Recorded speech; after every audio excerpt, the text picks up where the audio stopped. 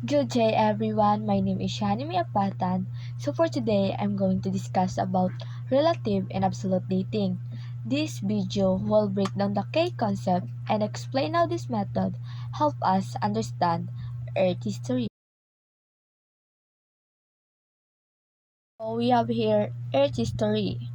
Earth history is all the process that have been discussed, require long period of time to create a noticeable change on Earth surface. Thus, one of the most important contributions of geologists to mankind is the geologic time scale, which holds a history that is exceedingly long. The geologic time scale divides the history of Earth into different blocks of time by using relative dating. So, para ma-understand ang history, nag-create ang mga geologists kag natawag nga geologic time scale.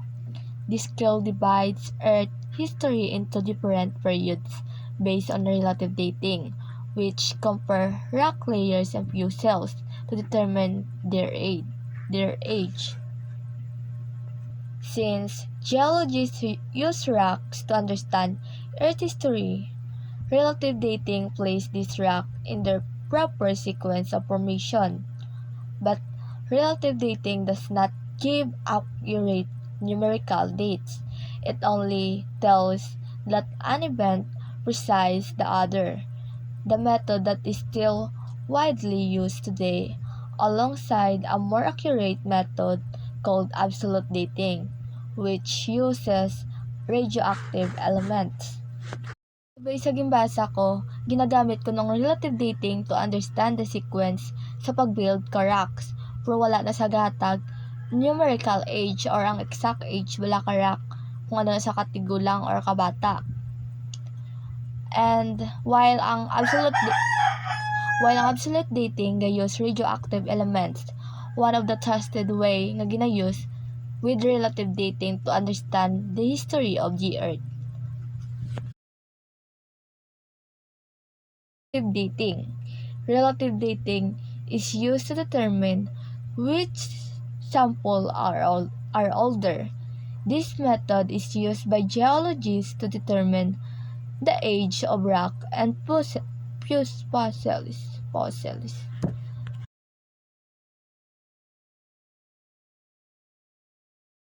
Okay, let's go to the law of superposition. Law of superposition, it states that in an unformed sequence of sedimentary rock, the layers found on the top are the youngest rock, and the layers at the bottom are the oldest. This principle has been clearly stated in 1669 by Danish anatomist, geologist, and priest, and it is Nicholas Steno. Okay, for example, nakakita ka mo 2 layers of rock. Ang sa bottom, ang sa dalom, amo na sang oldest, and the top is always the youngest. And it also first clearly stated in 1669 by Nicholas Steno, a Danish anatomist, geologist, and a priest. Principle of original horizontality, which states that sediments are deposited in a horizontal position. Layers of sediments are deposited by gravity into a flat layers. State that sediments are originally deposited in horizontal layers, and if we find tilled or fold rock layers, it indicates that they were disturbed after their initial deposition. For example, na-disturbo sila ka earthquakes.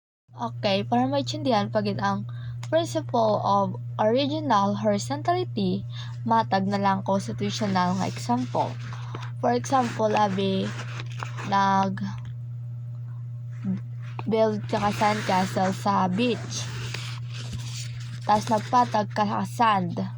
Then it naturally settles into a flat layers, right?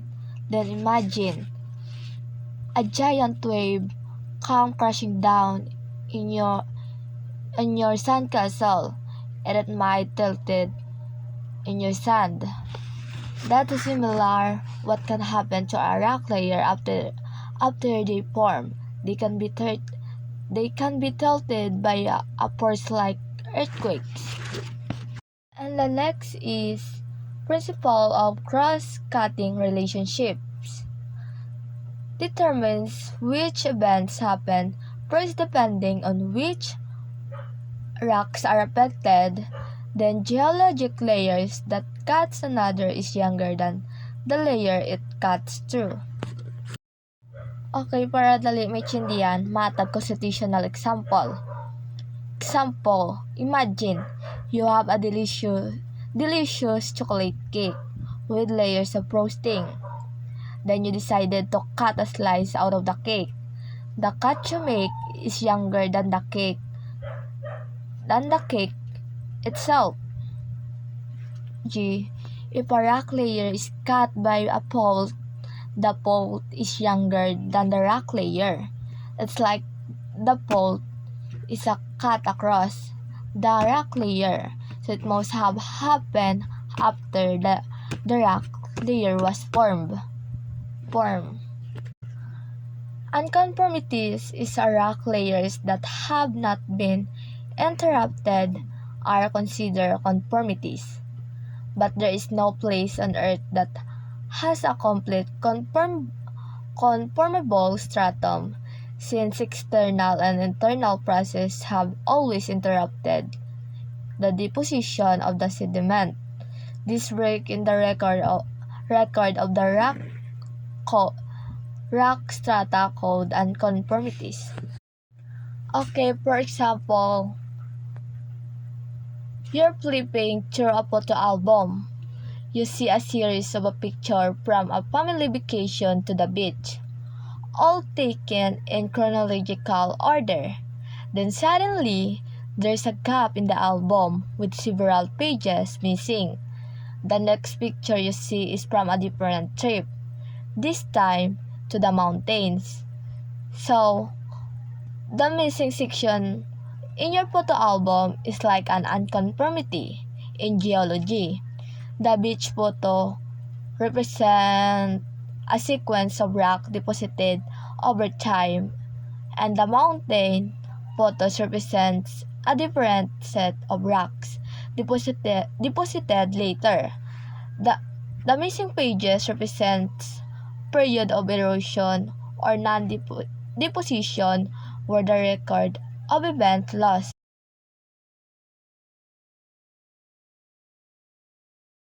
Angular unconformity means there was a period of uplifting and tilting erosion, and the new disposition, creating a gap on the rock record.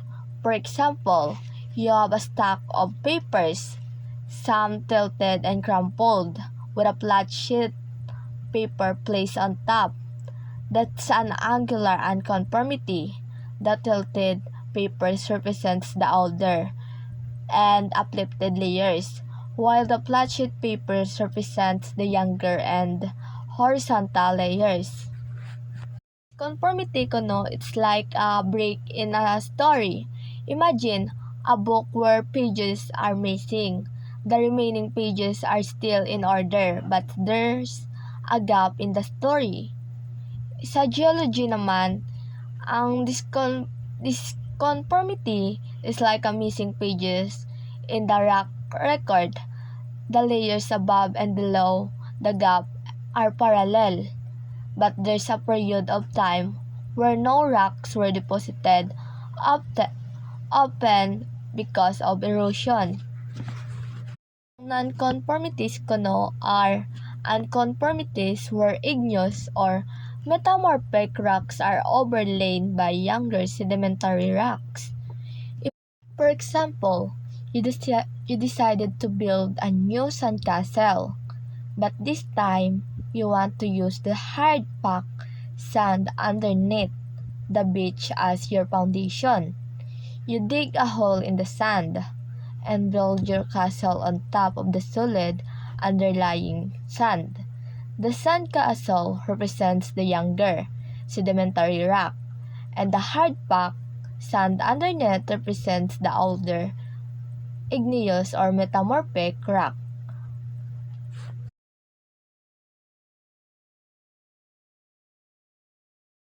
So, sa absolute dating or radioactive decay kuno, may ara na age ang fuse, gintagaan na bala age ang fusel or object sa pamamagitan ka radioactive decay or unstable atoms. Amo ni ang mga isotopes ka radioactive decay or unstable atoms. Amo ni ang mga isotopes. For example, rocks is a non-living thing, so may ara na atoms. Bal ang tama ng atoms ginabuo sa tatlo ka articles: protons, neutrons, and electrons. So, may ara elements nga stable ang isotopes, meaning wala sila gatunga or wala na sila release daughter isotopes. May ara naman niya ginayos ang scientist sa absolute dating. Ginayos naman niya ka scientist sa absolute dating is unstable isotopes, meaning pwede pa ma-break into a new isotopes, pero lain na nga element ang tawag sa ila. So, didra na da masulod ang half-life. So, once nga ang radioactive isotopes or ang pinaka-parent isotopes nag-breakdown into a new daughter isotopes, mayara sila ginatawag na half-life. Example, ang parent isotopes may half-life ka 10,000 years. Kag may ara nga mas nga 12 milligrams. So, once nga nag-decay or nag-break ang half-life niya after 10,000 years, ang iya mas nga ging mana makalahati na sa so mahimo na sa 6 milligrams.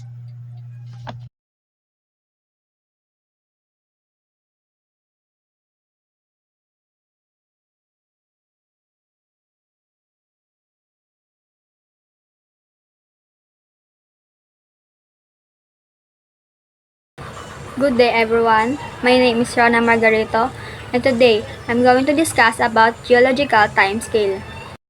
So, geological timescale is a fundamental tool in geology, providing a framework for understanding Earth's history and the evolution of life.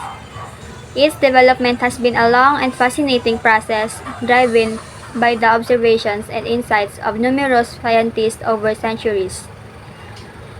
So, ang geological timescale, amo na siya ginagamit sa mga geologist kag scientist para maintindihan kag mabalaan ang nakatabo sa aton planeta kag sa aton kabuhi. Let's proceed to the next topic. Establishing the geological timescale, aeon, eras, period, and epoch. First, the aeon. Aeon is the largest division of geological timescale.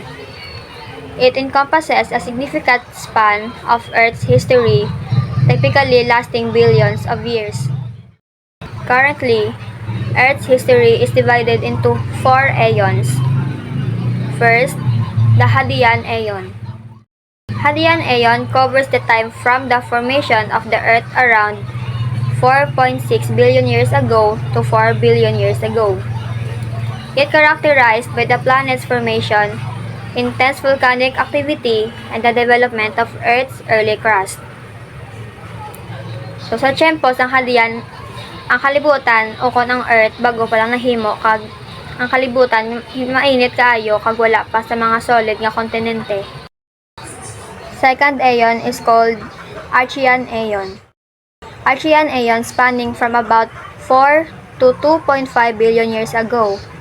This aeon saw the formation of the first stable continental crust and the emergence of the earliest known life forms, primarily simple and single-celled organisms. So sa tiyempo sang Archean Aeon, dili na nagsugod na pagbag-o sang Earth kag pag-ubra sa mga kontinente kag mga kapatagan. The third aeon is called Proterozoic Aeon.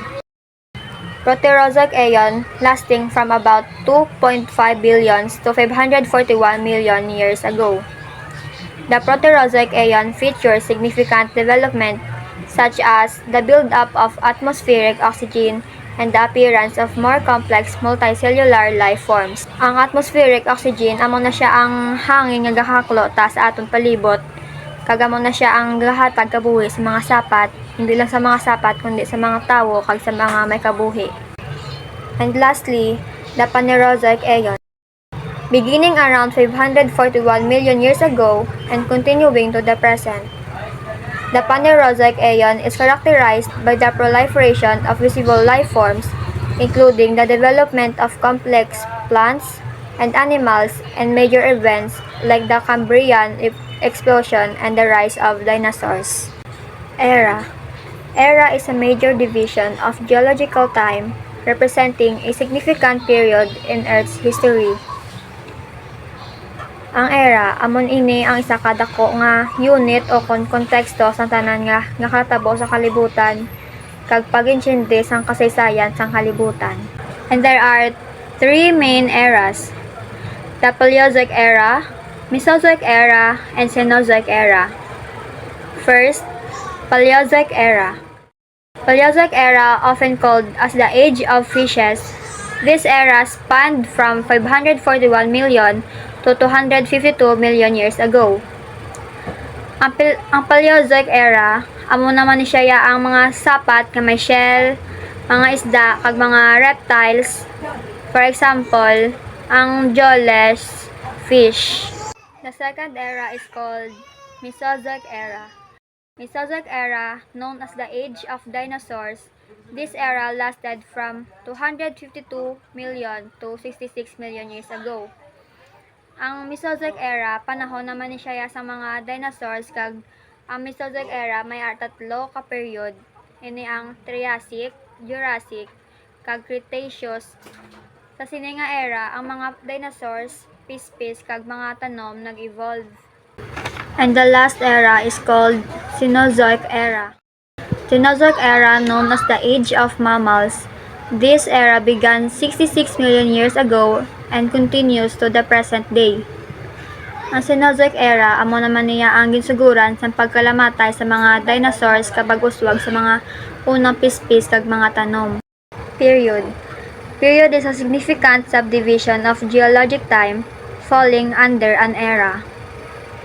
Ang period isa kadako nga bahin sa tiyempo sa kalibutan. Ini ginaklasify ang mga importante nga gakatabo sa kalibutan, pagbago sang klima kapag uswag sa mga sapat kag tanom. And last, the epoch. Epoch, the smallest unit in the geological time scale. That's all. I hope you learned something in our presentation. Once again, I'm Rona Margarito and I'm with Shahani May Apatan and we are the reporter of Group 3. Thank you for listening.